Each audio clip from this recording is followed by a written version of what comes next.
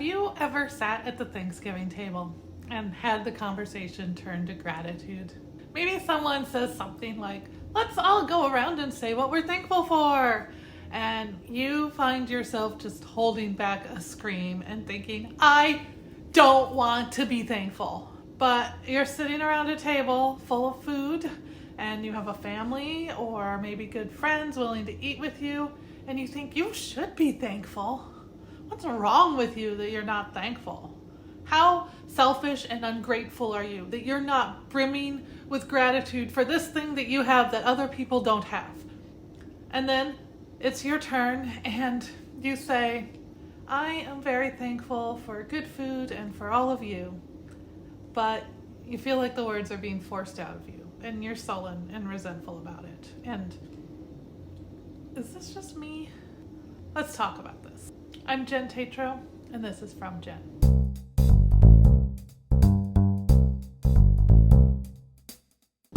When I was 33 weeks pregnant with my son, I was put on bed rest. I was only allowed up to transfer from the bed to the couch, to use the bathroom, and to attend doctor's appointments.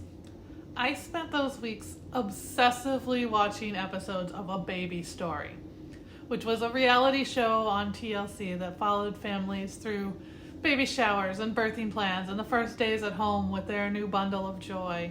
And all the while, my nursery sat half-painted up the long flight of stairs.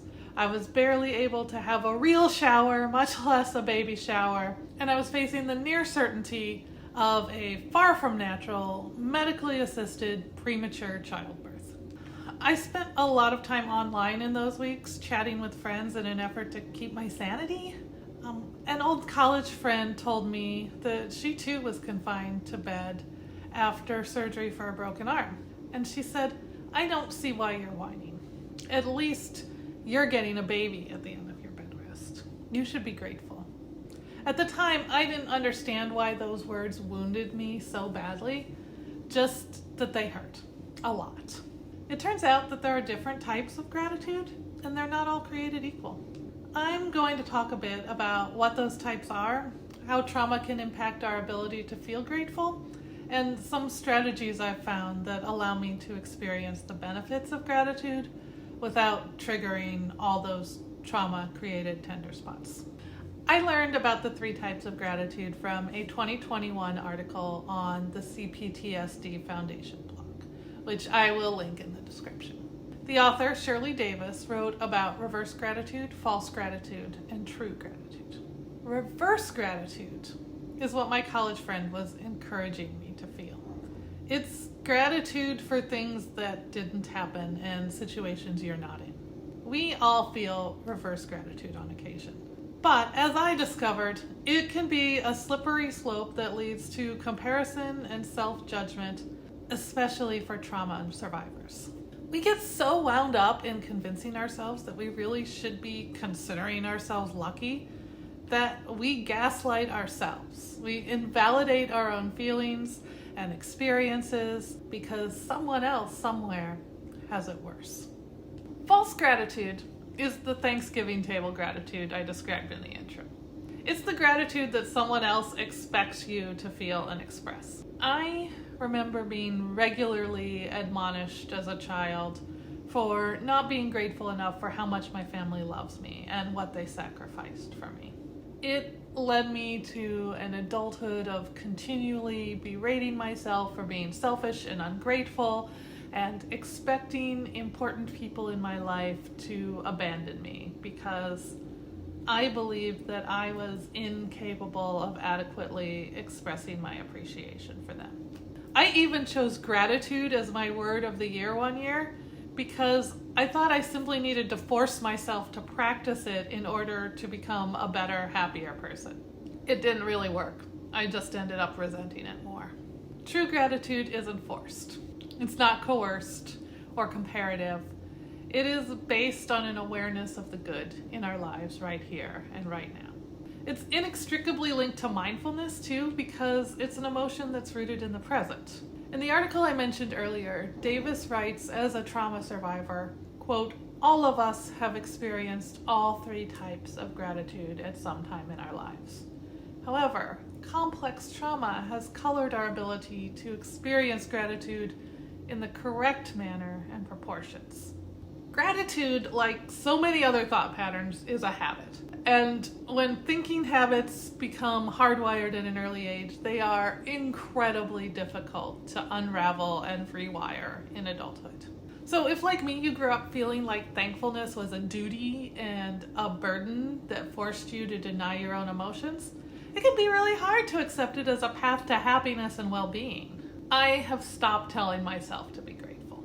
Here's what I do instead. Actually, before I tell you that, I need to ask you to do something for me. If you're interested in mindfulness, creativity, and happiness, which is what I'm all about, especially in the context of mental health challenges, would you mind hitting the subscribe button? We're going to get along really well. Also, tap the thumbs up if you're enjoying this video or getting something out of it. Honestly, it just makes me feel good to see the thumbs up. Okay, rather than forcing myself to be grateful, I practice the mindset that will allow me to feel gratitude naturally. I have both a formal meditation practice and an informal mindfulness practice. I create reminders to myself to come back to the present moment.